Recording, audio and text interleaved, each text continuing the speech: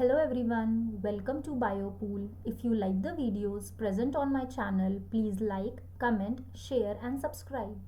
तो आज का हमारा न्यू टॉपिक है डीएनए फिंगरप्रिंटिंग। ये हमारी पार्ट 11th वीडियो है और ये हमारे इस चैप्टर का लास्ट पोर्शन है, डीएनए फिंगरप्रिंटिंग। अब ये जो लेबोरेटरी टेक्निक है ये कैसे डेवलप हुई, इसका मेन सिग्निफिकेंस क्या था, इस टेक्निक का प्रिंसिपल क्या है, ये हम इस पूरी जो वीडियो है इसमें डिस्कस करेंगे। हम डीएनए फिंगरप्रिंटिंग को डीएनए प्रोफाइलिंग भी कहते हैं। अब ये टेक्निक जो है ये हेल्पफुल थी ये एस्टैब्लिश करने के लिए कि जो भी क्रिमिनल इन्वेस्टिगेशन है उसमें जो बायोलॉजिकल एविडेंस हमें मिलते हैं उसको स्पेसिफिकली हम बता पाएँ कि ये जो एविडेंस है, हाँ ये जो क्राइम सीन से आया है यही पर्सन सस्पेक्टेड है, यही पर्सन है जो जिसने क्राइम किया है। क्योंकि बायोलॉजिकल एविडेंस को अगर हम उससे प्रूफ्स निकालते हैं तो वो कभी गलत नहीं हो सकते। और वैसे ही आपकी जो डीएनए फिंगरप्रिंटिंग है ये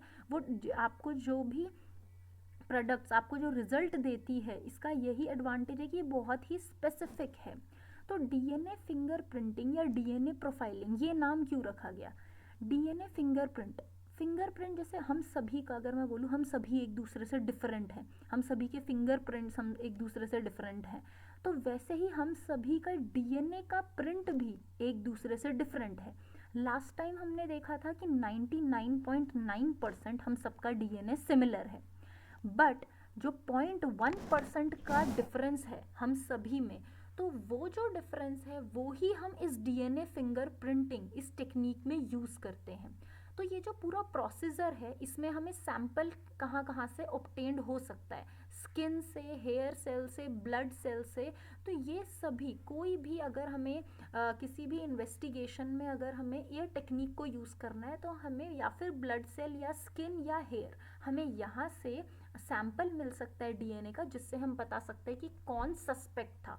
तो डीएनए फिंगरप्रिंटिंग वो केमिकल टेस्ट है जो हमें शो करता है genetic makeup of a person और अदर लिविंग थिंग्स। तो जिसका भी हमें जेनेटिक मेकअप पता करना है वो हमें डीएनए फिंगरप्रिंटिंग बताते हैं। अब इससे पहले इस टेक्निक को डिटेल में पढ़ने से पहले हम कुछ टर्मिनोलॉजीज को डिस्कस कर लेते हैं जो आगे भी आएंगी। तो सबसे पहले है सैटेलाइट डीएनए। तो सैटेलाइट डीएनए क्या होता है? 11th क्लास में जब आपने सेल स्ट्रक्चर और फंक्शन पढ़ा होगा उस चैप्टर में लास्ट में आपको डिफरेंट टाइप ऑफ क्रोमोसोम्स और वो सब पढ़े थे, तो उसमें हमने पढ़ा था सैटेलाइट डीएनए। तो सैटेलाइट डीएनए एक स्मॉल कंस्ट्रक्शन होता है जो at the end of chromosome है। अब वो कंस्ट्रक्शन में क्या है? अब वो कंस्ट्रक्शन है random repeats of small micro satellite and mini satellite. अब इनके बारे में भी हम आगे पढ़ेंगे। तो ये रैंडम रिपीट्स हैं डीएनए स्ट्रेच के, डीएनए सेगमेंट्स जो डीएनए बेस पेयर्स हैं उसके रेपिटेटिव यूनिट्स को हम कहते हैं सैटेलाइट डीएनए। और repetitive DNA are specific sequence on DNA which repeat multiple times. तो एक तरह की सीक्वेंस है जैसे ATGCT। तो ये जो ATGCT सीक्वेंस है ये बार बार रिपीट होगी। तो सैटेलाइट डीएनए ऐसे रेपिटेटिव डीएनए स्ट्रेच से मिलके बना है। तो सैटेलाइट डीएनए दो टाइप का होता है, मिनी सैटेलाइट और माइक्रो सैटेलाइट। और ये ही जो दोनों टाइप के डीएनए हैं इनको, ये हमारा बेसिस है डीएनए फिंगरप्रिंटिंग का, क्योंकि हम इन्हें ही यूज़ करते हैं। इन्हीं में डिफरेंस है जिसकी वजह से हम सभी एक दूसरे से डिफर करते हैं। तो ये high degree of polymorphism show करते हैं। अब पॉलीमॉर्फिज्म क्या है? Polymorphism are inheritable from parents to children. DNA fingerprinting is the basis of paternity testing. तो अब यहाँ बोल रहे हैं पॉलीमॉर्फिज्म इनहेरिटेबल है, पेरेंट से बच्चों में आ रहा है और ये हम यूज़ करते हैं as a basis of paternity testing. तो पेटर्निटी टेस्टिंग अगर कुछ डिस्प्यूट केसेस हैं कि कोई बोल रहा है कि ए पेरेंट बोल रहे हैं कि ये बच्चा हमारा है, बी पेरेंट बोल रहे हैं ये बच्चा हमारा है, तो असली पेरेंट कौन है तो ये कैसे पता लगेगा? तो डीएनए फिंगरप्रिंटिंग से पता लगेगा। और डीएनए फिंगरप्रिंटिंग किस चीज़ को यूज़ करेगी? क्योंकि जो बच्चा है उसके पास मेटर्नल और पैटर्नल डीएनए ट्रांसफ़र हुआ है, तो उसी का कोई कॉम्बिनेशन वो बच्चे में प्रेजेंट होगा, तो पॉलीमॉर्फिज्म जो बच्चा शो करेगा। तो इस तरह से ये टेक्निक यहाँ पे हमें हेल्प करेगी पहचानने के लिए पैटर्निटी टेस्टिंग केसेस में। अब देखो पॉलीमॉर्फिज्म क्या है, variation at genetic level. Poly means many और मॉर्फिज्म मतलब जो भी कैरेक्टरिस्टिक है जो इंडिविजुअल का डीएनए शो कर रहा है वो आपका मॉर्फिज्म हो गया, मतलब वेरिएशन एट जेनेटिक लेवल। तो it arise due to mutation, हमने पढ़ा भी है कई हम स्मॉल म्यूटेशंस होते हैं और फिर वो एक न्यू म्यूटेशन अराइज करते हैं जो एक इंडिविजुअल में दिखता है। तो हमें जो भी वेरिएशन दिख रहे हैं वो कहीं ना कहीं छोटे जो म्यूटेशंस हैं उनका रीज़न है। और वो कैसे हैं, गुड म्यूटेशन है, क्योंकि हमने ऐसे म्यूटेशंस भी पढ़े हैं जो डिसीज़ कॉज करते हैं। तो म्यूटेशन या फिर सोमैटिक सेल में हो सकता है या जर्म सेल में हो सकता है। अगर सोमैटिक सेल में वो म्यूटेशन होगा तो वो आगे ट्रांसफ़र नहीं होगा, जर्म सेल में होगा तो वो ट्रांसफ़र होगा। तो ऐसा म्यूटेशन क्या कहलाएगा, इनहेरिटेबल म्यूटेशन। तो it is observed in a population at high frequency, it is called DNA polymorphism. तो अगर कोई इनहेरिटेबल म्यूटेशन ऑब्जर्व किया जा रहा है एक पॉपुलेशन पे हाई फ्रीक्वेंसी पे तो उसे हम कहेंगे डीएनए पॉलीमॉर्फिज्म। नेक्स्ट टर्मिनोलॉजी है variable number of tandem repeats. तो सबसे पहले देखते हैं टेंडम रिपीट क्या है। टेंडम रिपीट मतलब इन डीएनए में आपके एक से ज़्यादा न्यूक्लियोटाइड रिपीट जो हैं वो मतलब एडजेशन रिपीट, जैसे मैंने आपको बताया ATGCT, इस तरह का रिपीट अगर बार बार एक सीक्वेंस में रिपीट होते जा रहे हैं तो उसे हम कहते हैं टेंडम रिपीट। अब है variable number of tandem repeat, मतलब वो लोकेशन है जीनोम में जहाँ कोई short stretch of nucleotide sequence organized है कैसे, टेंडम रिपीट्स में। तो मतलब कोई एक स्मॉल सीक्वेंस है जो कि वेरिएशन शो कर रही है हर जगह, आपके क्रोमोसोम या जो आपके सीक्वेंस है डीएनए की उसमें ये बार बार रिपीट हो रहे हैं एडजेशन टू ईच अदर, और वो भी एक स्पेसिफिक सीक्वेंस है उनकी। तो ये जो अब हमने पहले भी बात किया सैटेलाइट डीएनए का, सैटेलाइट डीएनए क्या है, स्मॉल डीएनए सीक्वेंसेस जिनकी बहुत ही रैंडमली कॉपी अरेंज्ड है एक ऑर्गेनिज्म में। अब सैटेलाइट डीएनए के दो टाइप होते हैं, माइक्रो सैटेलाइट और मिनी सैटेलाइट। अब ये जो बैंड्स हैं जो भी हम डीएनए स्ट्रेच की बात कर रहे हैं जो वेरिएशन ला रहे हैं तो ये सभी इंडिविजुअल में डिफरेंट होंगे, हर एक पॉपुलेशन में डिफरेंट होंगे एक्सेप्ट मोनोजाइगोटिक ट्विंस या फिर आइडेंटिकल ट्विंस हैं उनमें ये सेम होगा। जो आपके चाहे वो VNTR हो, चाहे सैटेलाइट डीएनए हो, चाहे मोनोजाइगो, चाहे आपका मिनी सैटेलाइट हो, मिनी या माइक्रो, तो कोई भी तरह की वेरिएशन वो सिर्फ मोनोजाइगोटिक ट्विंस में सेम होगी। मोनोजाइगोटिक ट्विंस का क्या होते हैं, जो एक ही ओवम से डेवलप हुए हैं, ठीक है। तो एक ही ओवम का जब वो ओवम मोरूला ब्लास्टुला जब वो डेवलप हो रहा था तभी वो दो पार्ट में डेवलप हो गया। तो वो सेम हमेशा मोनोजाइगोटिक या आइडेंटिकल ट्विंस होते हैं वो सेम सेक्स के होंगे, या फिर मेल होंगे या फिर फीमेल होंगे, क्योंकि वो एक ही फर्टिलाइज्ड एग से आए हैं। अब डीएनए प्रोब क्या होता है, DNA probe is the fragment of DNA that contain a nucleotide sequence specific for gene और क्रोमोसोम ऑफ इंटरेस्ट। तो डीएनए प्रोब वो फ्रेगमेंट है डीएनए की जिसमें वो न्यूक्लियोटाइड सीक्वेंस है, स्पेसिफिक सीक्वेंस है जो हमें चाहिए, ठीक है, जिसके लिए हम डीएनए फिंगरप्रिंटिंग में सर्च कर रहे हैं वो सीक्वेंस। नेक्स्ट आपके पास अब आता है माइक्रो सैटेलाइट और मिनी सैटेलाइट। इसके बारे में समझना बहुत ही इंपॉर्टेंट है, माइनर डिफरेंस है दोनों में क्योंकि दोनों एक टाइप के सैटेलाइट डीएनए है। सैटेलाइट डीएनए मतलब रैंडमली ये कहीं ना कहीं रिपीट हो रहे हैं, ये अपनी सीक्वेंसेस रिपीट कर रहे हैं डीएनए में बार बार शो हो रहे हैं। तो किस तरह से होते हैं, अब माइक्रो सैटेलाइट को हम शॉर्ट टेंडम रिपीट्स भी कहते हैं और सिंपल सीक्वेंस रिपीट भी कहते हैं। अब ये short stretch of DNA sequence हैं जो आपके इंडिविजुअल क्रोमोसोम में एक पर्टिकुलर लोकस पे मिलेंगे, और वो पर्टिकुलर लोकस अगर किसी क्रोमोसोम पे मिल रहे हैं तो हर सेल के उस क्रोमोसोम के उस पार्ट पे ये प्रेजेंट होंगे। तो लिखा है ना occur through out the genome, पूरे जीनोम में ये प्रेजेंट होंगे। अब ये सीक्वेंसेस कैसी होती हैं, इसमें मोस्टली जो सीक्वेंस है जैसे आप देख सकते हो C और A की, साइटोसिन और एडेनिन की जो सीक्वेंस है डाई न्यूक्लियोटाइड रिपीट है, ये बार बार रिपीट होते हैं। और ये जो रिपीट है ये कैसे है, 2 to 6 न्यूक्लियोटाइड का स्ट्रेच है, और ये 5 to 50 टाइम्स तक ऐसे कई बार रिपीट होते रहते हैं एक ही स्ट्रेच में। से एक स्ट्रेच में रिपीट हुए फिर थोड़े गैप के बाद फिर रिपीट होंगे। अब आते हैं मिनी सैटेलाइट। मिनी सैटेलाइट में आपका जो रेपिटेटिव बेस पेयर आपको कई जगह 1 to 6 बेस पेयर मिलेगा और कई जगह 10 to 60 बेस पेयर मिलेगा। तो ये जो 10 to 60 बेस पेयर का स्ट्रेच है आप देख सकते हो, यहाँ था 2 to 6 न्यूक्लियोटाइड, यहाँ है 10 to 60 बेस पेयर का, और वो रिपीट हो रहे हैं 5 to 50 टाइम्स। बट ये थे प्रेजेंट है थ्रू आउट द जीनोम। ये कहाँ है? दे mainly occur at the end of the chromosome, तो क्रोमोसोम के एंड पे ये प्रेजेंट होते हैं। और मिनी सैटेलाइट को हम VNTR भी कहते हैं, variable number of tandem repeats, जो भी हमने पीछे भी पढ़ा। नेक्स्ट DNA फिंगरप्रिंटिंग या DNA प्रोफाइलिंग, ये प्रोसेस क्या है? अब आपने सारी टर्मिनोलॉजी समझ ली है, तो अब आपको इसको अंडरस्टैंड करने में और इजी हो जाएगा। तो DNA फिंगरप्रिंटिंग और प्रोफाइलिंग वो टेक्निक है जो हमें हेल्प करती है डिटरमाइन करने में कि न्यूक्लियोटाइड सीक्वेंस क्या है एट अ सर्टेन पार्ट। जो हमने देखा DNA प्रोब, कि हमें पार्ट जो जीन ऑफ इंटरेस्ट है, जो क्रोमोसोम ऑफ इंटरेस्ट है, जिसकी हमें सीक्वेंस पता करनी है। तो ये जो टेक्निक थी ये डेवलप की सर एलेक जेफरी ने 1985 में।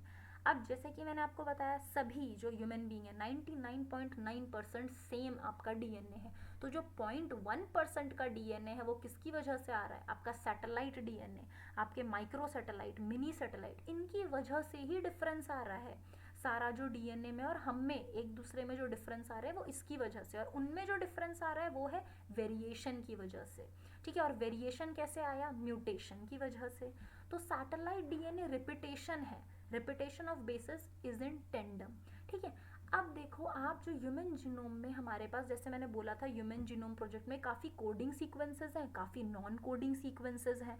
तो ये जो नॉन कोडिंग सीक्वेंस है ये किसी चीज़ के लिए कोड नहीं कर रही, बट ये इनहेरिट हो रही है, हमें एंसेस्टर से हमें इनहेरिट हो रही है। और ये हमारे DNA का 95% पार्ट बनाती हैं, जिसे हम जंक DNA भी कहते हैं, जो किसी चीज़ के लिए कोड नहीं कर रहा बट ट्रांसफ़र कर रहा है। और पीछे लास्ट टाइम जब हमने HGP पढ़ा था उसमें भी मैंने आपको बताया था कि सिर्फ 2% ऐसे स्ट्रक्चरल जीन्स हैं जो प्रॉपरली प्रोटीन्स के लिए कोड कर रहे हैं। तो इसका मतलब या फिर हम इनको नॉन कोडिंग क्यों कह रहे हैं? क्योंकि या फिर हमें इनका फंक्शन नहीं पता है, या फिर ये इन रियलिटी किसी भी प्रोटीन के लिए कोड नहीं कर रहे हैं और एज अ जंक DNA ये ट्रांसफ़र हो रहे हैं।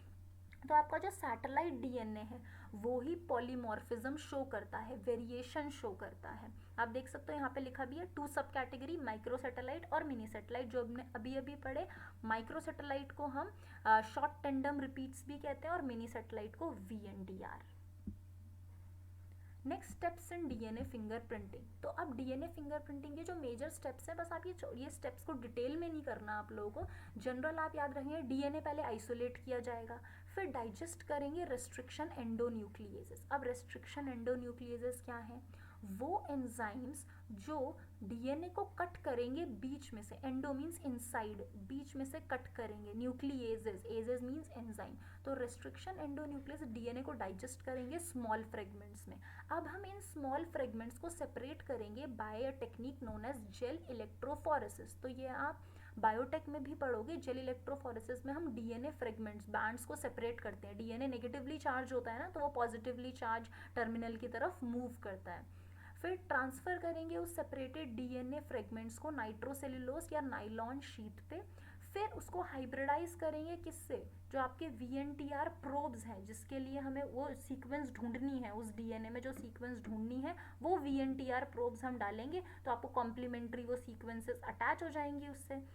हाँ, क्योंकि हमारे पास जो फ्रेगमेंट है, अगर जो हमने प्रोब डाले हैं, अगर वैसी सीक्वेंस DNA में प्रेजेंट है तो वो उससे जाके कॉम्प्लीमेंट्री बाइंड हो जाएगी। और अब हम उसका डिटेक्शन कैसे करेंगे कि हमारे DNA में वो सीक्वेंस प्रेजेंट है? By autoradiography. ठीक है, ऑटो रेडियोग्राफी टेक्निक है जिससे हम ये पता लगाएंगे कि वो सीक्वेंसेस हमारे जो इंटरेस्ट DNA था उसमें प्रेजेंट है कि नहीं। नेक्स्ट चीज़ आती है वेरिएशन। अब वेरिएशन क्यों हो रहा है? म्यूटेशन की वजह से। अब म्यूटेशन नॉन कोडिंग सीक्वेंसेस में पाइल अप होने लग जाते हैं एक ऑर्गेनिज्म के, और जब वो पाइल अप होने लगेंगे तभी वो आगे जाके शो होंगे एक ऑर्गेनिज्म के कैरेक्टरिस्टिक्स में। वो ऑर्गेनिज्म उन कैरेक्टरिस्टिक को इनहिबिट करेगा, तो उसी को हम क्या कहते हैं? DNA पॉलीमॉर्फिज्म, जो हमने पीछे भी पढ़ा, वेरिएशन एट जेनेटिक लेवल। तो जो भी पॉलीमॉर्फिज्म, मतलब जो भी डिफरेंस आ रहे हैं वो किसकी वजह से है? म्यूटेशन, जो कि वेरिएशन क्रिएट कर रहे हैं। तो हर एक इंडिविजुअल का डिस्टिंक्ट कंपोजिशन है VNTR का, variable number of tandem repeats. तो आप देख सकते हो ये कितने इंपॉर्टेंट है, VNTR, satellite DNA, micro satellite और मिनी सैटेलाइट, क्योंकि इसी को यूज़ करते हैं हम। यही हमारा मेन प्रिंसिपल है DNA फिंगरप्रिंटिंग का, क्योंकि 99.9% तो हम सबका डीएनए सेम है, तो जो डिफरेंस है उसी से तो हम पता लगाएंगे कि क्या जो मेजर डिफरेंस है एक ऑर्गेनिज्म में, एक नॉर्मल जीन में और एक डिसीज्ड जीन में क्या डिफरेंस है, तो वो डीएनए फिंगरप्रिंटिंग से हमें पता लगेगा। नेक्स्ट चीज़ आपके पास है RFLP और जो आपकी PCR टेक्निक है, इनके बारे में आप हायर स्टडीज़ में पढ़ोगे। सिंपल बस अभी इतना जान ले, ये जो आपके दो मेन टेस्ट, जो ये दो मेन टेक्निक्स हैं, हम ये यूज़ करते हैं डीएनए टेस्ट के लिए, मतलब डीएनए फिंगरप्रिंटिंग के लिए हम ये दो टेक्निक्स यूज़ करते हैं। अब यहाँ पे ये लिखा है कि चाइल्ड जो है, एक जो बच्चा है वो अपने पेरेंट्स से 50-50% फादर और मदर से जो VNTR जो है वो रिसीव करता है अपने फादर और मदर से। तो आप देख सकते हो क्यों इसे पैटर्निटी टेस्टिंग के लिए डीएनए फिंगरप्रिंटिंग को यूज़ किया जा रहा है। अब देखो, आप इस डायग्राम से और क्लियरली समझ जाओगे, क्राइम सीन से हमें ये डीएनए मिला, ठीक है। अब हमें जो सस्पेक्ट थे 1 2 3 जिन पे शक था, उनका डीएनए भी लिया गया। अब उनको ये जो ये रन किया हुआ है डीएनए जेल इलेक्ट्रोफोरेसिस के बाद, ये रन किया हुआ है, इस तरह के बैंड्स आपको दिख रहे हैं। तो अब आप देख सकते हो क्राइम सीन से जो डीएनए मिला और वो किससे मैच कर रहा है, सस्पेक्ट 2 से मैच कर रहा है, क्योंकि वो बैंड्स उसी लाइन पे हैं। तो इससे आप पता लगा पा रहे हो कि कौन मतलब सस्पेक्ट था वो क्राइम सीन में। तो आप डीएनए देख सकते हो, सैंपल एक्सट्रैक्ट किया, डीएनए एक्सट्रैक्ट किया, ट्रांसफ़र किया नायलॉन मेम्ब्रेन में, फ्रेगमेंट सेपरेट करने के बाद मतलब वही आपको प्रोब, डीएनए प्रोब डाला गया, रेडियो एक्टिव या ऑटो रेडियोग्राफी से आप उसे देखेंगे जो कॉम्प्लीमेंट्री, क्योंकि डीएनए प्रोब बाइंड हो जाएगा ना कॉम्प्लीमेंट्री सीक। तो ऑटो रेडियोग्राफी जो है, हमने क्या किया, डीएनए प्रोब डाला जो प्रोब ऑफ इंटरेस्ट था। फिर वो जो डीएनए प्रोब है वो बाइंड किससे हो गया, अगर वैसी ही सीक्वेंस हमारे डीएनए में प्रेजेंट थी, अगर हमारे यहाँ पे डीएनए में प्रेजेंट थी, तो उनसे कॉम्प्लीमेंट्री बाइंड होके वो सीक्वेंस में मेम्ब्रेन पे वो दोनों बाइंड हो गए। अब ये भी आपका पूरा वही डायग्राम है, ब्लड सैंपल से या जिससे भी हमने एक्सट्रैक्ट किया, और ये पूरा प्रोसेस है डीएनए को कैसे ट्रांसफ़र किया गया, कट किया फ्रेगमेंट्स में, फिर रन किया उन सीक्वेंस को, फिर डीएनए प्रोब हमने डाला, एक्सेस प्रोब को वॉश किया, फिर एक्सरे फिल्म जिस तरह से डेवलप की गई, फिर रेडियोग्राफी से हमने देखा कि कौन से बैंड्स कहाँ पे हैं, क्या हमें जो भी चीज़ हमें पता लगानी है इसमें। अब डीएनए फिंगरप्रिंटिंग को हम यूज़ कर रहे हैं यहाँ पे, तो इसके जो एप्लीकेशन है, कहाँ कहाँ ये यूज़ हो रहा है, फॉरेंसिक लैब्स, फॉरेंसिक साइंस में बहुत ही ज़्यादा इंपॉर्टेंट रोल है डीएनए फिंगरप्रिंटिंग का। हम जो जितना भी आपके सैंपल है वो कहाँ कहाँ से एक्सट्रैक्ट कर सकते हैं, ब्लड सेल से, ब्लड में से भी, किसमें, WBC हमारे पास, क्योंकि डीएनए तो न्यूक्लियस में प्रेजेंट है और आरबीसी में न्यूक्लियस नहीं होता है, तो ध्यान रखेंगे ब्लड आरबीसी में से एक्सट्रैक्ट नहीं किया जाएगा, WBCs में से। हेयर सेल में से, सलाइवा, सीमेन, बॉडी टिश्यू, कोई भी छोटा सा भी बॉडी सेल्स आपको मिल जाए उसमें से डीएनए को एक्सट्रैक्ट किया जाता है। उसको एम्पलीफाई करते हैं हम PCR की हेल्प से, जो कि आप बायोटेक में पढ़ोगे कि क्या है PCR टेक्निक, ठीक है। तो ये यूज़फुल है क्राइम्स लाइक मर्डर और रेप केसेस, इन सबको सॉल्व करने के लिए, कौन सस्पेक्ट है, फिर पैटर्निटी और मैटर्निटी डिटर्मिनेशन के लिए। नेक्स्ट आपके पास इनहेरिटेड डिसऑर्डर का पता लगाने के लिए, इनहेरिट डिसऑर्डर, क्योंकि मैंने अभी आपको बोला जीन्स के बारे में हमें ह्यूमन जीनोम प्रोजेक्ट क्यों ही इंपॉर्टेंट था, ताकि हमें पता चले, अगर हमें नॉर्मल चीज़ पता होगी, नॉर्मल सीक्वेंस पता होंगे, तभी तो हम कह पाएंगे ना कि ये ए पार्ट नॉर्मल है, बी पार्ट एबनॉर्मल है। अगर नॉर्मली जीन सीक्वेंस नहीं पता तो हम कैसे कह पाएंगे कि एबनॉर्मल जीन सीक्वेंस कौन सी है। फिर इनहेरिटेड डिसऑर्डर का पता लगाना, एड्स के लिए भी हम यूज़ करते हैं ये टेक्निक। फिर ब्रीडिंग प्रोग्राम्स के लिए, क्योंकि आपने इसे टिश्यू कल्चर इन सब में भी पढ़ा होगा, हम यूज़ करते हैं ऐसे एनिमल्स और इन सबको जो गुड जीन्स कैरी कर रहे हैं। इस वीडियो के नोट्स आपको मिलेंगे बायोपूल के टेलीग्राम चैनल पे, और इसका लिंक आपके लिए नीचे डिस्क्रिप्शन बॉक्स में है। Thank you for watching the video.